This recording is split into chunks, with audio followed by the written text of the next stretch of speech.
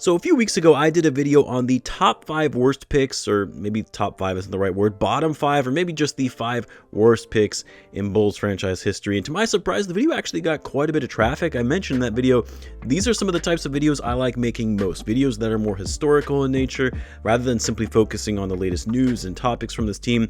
And the best time to do these videos are when we're in the dead of the off season, which we're in right now. We've got, about 2 months left to go before training camp, a little more than 2 months away for the Bulls preseason opener, and so I thought, what better time than any, instead of doing the negative side of some of the Bulls decisions over the years, let's talk about the 5 best draft picks in Chicago Bulls franchise history. So what's going on, everyone? You're listening to Bulls Central here. Hope you're all doing well.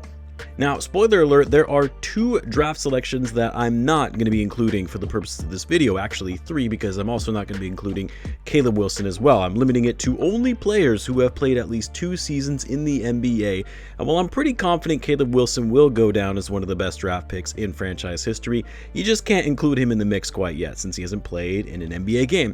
And then the other 2 players that I'm not including, because I feel like it's pretty obvious they would be the number 1 and number 2 best picks in Bulls history, and would make the exercise a matter of just choosing spots 3 through 5, and that's Michael Jordan and Derrick Rose. We all know those guys are the best players the Bulls have ever drafted in their history, period. No need to debate that. So no Caleb Wilson, no Derrick Rose, and no MJ. And then a few other callouts in my methodology and how I rationalize these picks, very similar to how I structured it for the worst 5 picks in history, but the opposite formula, if you will, where the player was selected relative to the peers will be an important factor. For example, even though I think we can all agree Rose was a better player than Jimmy Butler was at their peaks, Jimmy getting taken 30th overall in the draft and turning into a multiple-time All-Star versus Rose, who was taken number 1 overall, you could argue Jimmy was actually a better and more important pick than Rose, given the Bulls found him so late in the draft, whereas Rose, you could say, was the more obvious pick at number 1.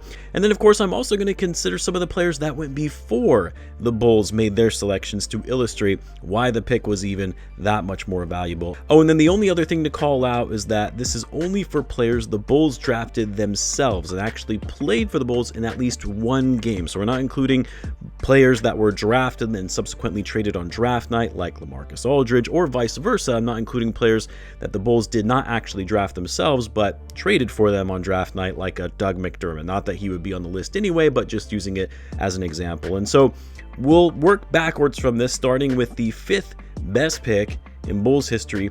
And at number 5, I've actually got a fairly recent pick that the Bulls have made, the only pick on the list that was made by AK, and that's Ayo Dosunmu, who the Bulls took 38th overall in the 2nd round of the 2021 draft.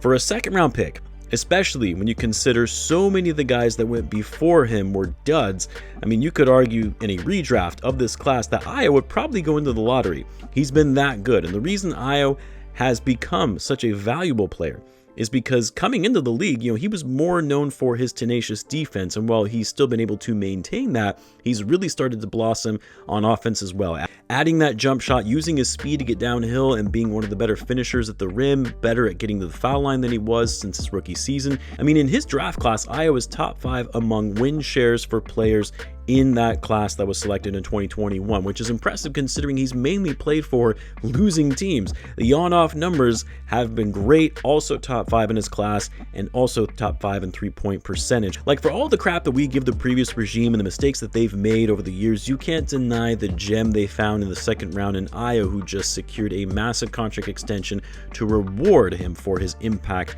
and two-way ability. At number 4, this is where I'm putting Toni Kukoc, who was taken 29th overall in the 2nd round at that time in 1990, since the league had less than 30 teams then. Kukoc, of course, now a Hall of Famer, 3-time NBA champion, 6th man of the year, an integral part of the Bulls' 2nd three-peat. You have to hand it to Jerry Krause for finding this overseas player who had the size and length of a 4 or 5 but could handle and pass the ball like a guard. Kukoc was a clutch player as well. He had some big-time shots, especially in the playoffs. A versatile scorer with his ability to hit it from the mid-range, but also put the ball on the ground and take it to the hole. It's not every day you see a 2nd-round pick go on to be a Hall of Famer, and of course, he would end up having a lasting impact on the Bulls franchise, especially now being an ambassador to the team.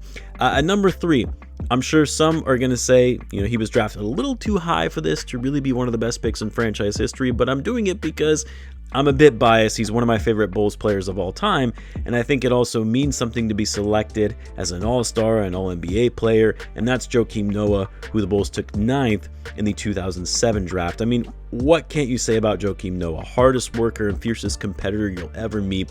Yes, he wasn't the most skilled when it came to his overall offensive production. He had that ugly jump shot, moved kind of funny around the rim when he was posting up, but he was one of the best defensive players the Bulls have ever had. 3-time All-Defensive Team player, Defensive Player of the Year award winner in 2014.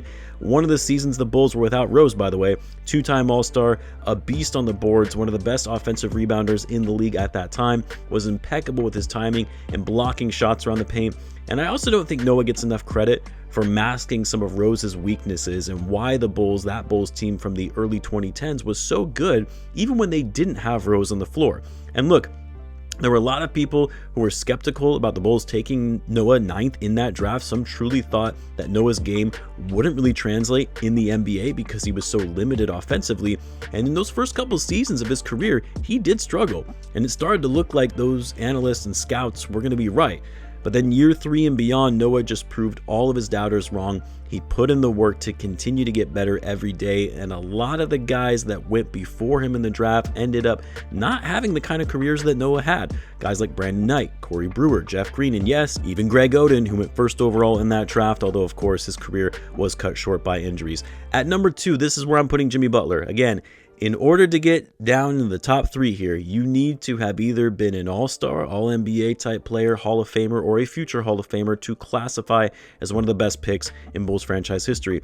And when you take a guy with the last pick in the first round, you think, all right, maybe he's going to be a nice rotational piece. Maybe he can be a good role player.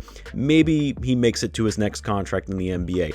It's pretty rare to see a pick go that late in the draft and have them turn into a multiple-time All-Star, multiple All-NBA player, 5-time All-Defensive Team player, and at his peak, one of the best two-way players in the game, hands down. Like, say what you will about all the locker room issues, the headache and the drama that sometimes came with Jimmy Butler, but he put in the work, gave it his all every night, pushed through adversity, and he impacted winning. Jimmy leads his draft class of 2011 with the most win shares among that class, and by a wide margin too, even ahead of guys like Kawhi Leonard, Kyrie Irving, Nikola Vucevic, Tobias Harris, all guys that were taken ahead of him in the draft. Yes, Tobias Harris over me.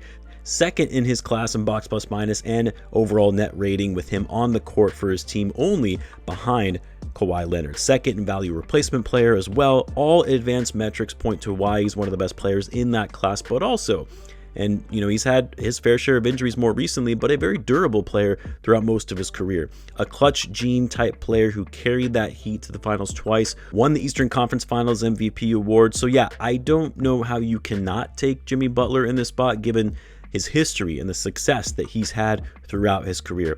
Now you're probably asking, well, why don't I have him number 1? Well, that's because it's even more rare when you have a superstar, a Hall of Famer, one of the greatest players in Bulls franchise history, and you selected him so deep in the draft that the draft today doesn't even go to that level like it once did. Yes, I'm going old school on this one, as the greatest pick in Bulls franchise history, not named Michael Jordan and Derrick Rose, of course, and that's Artis Gilmore, who the Bulls selected with the 117th pick, the 15th pick in the 7th round in 1971. Still crazy to me that the NBA used to have that many rounds back in the day.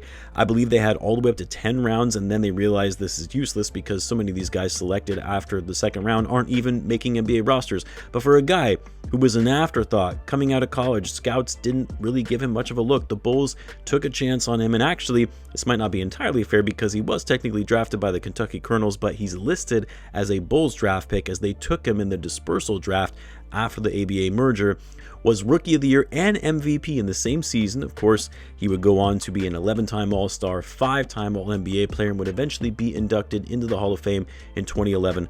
One of the all-time greats who was flashy, moved well for a big man, excellent post-up skills, one of the greatest rebounders and shot blockers the game has ever seen.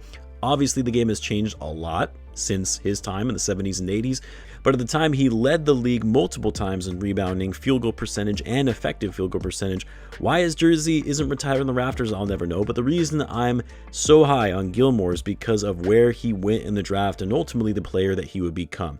Yes, there are a lot of other players I grapple with in deciding if they should be in the top 5 list. Guys like Taj Gibson came to mind, who was a late first rounder, Horace Grant, who went 10th overall, BJ Armstrong, who was the Bulls' 18th pick in 1991, I believe it was, Kirk Heinrich, Luol Deng, who were both 7th picks. The Bulls have had some solid draft choices over the years, of course, a lot of not great ones as well, so it made this exercise here pretty tough, but I want to know where you guys agree or disagree, and who would you have your best 5 picks be for the Bulls that they've made in their franchise's history? Let me know in the comments. As always, be sure to subscribe, and I will see you in the next one.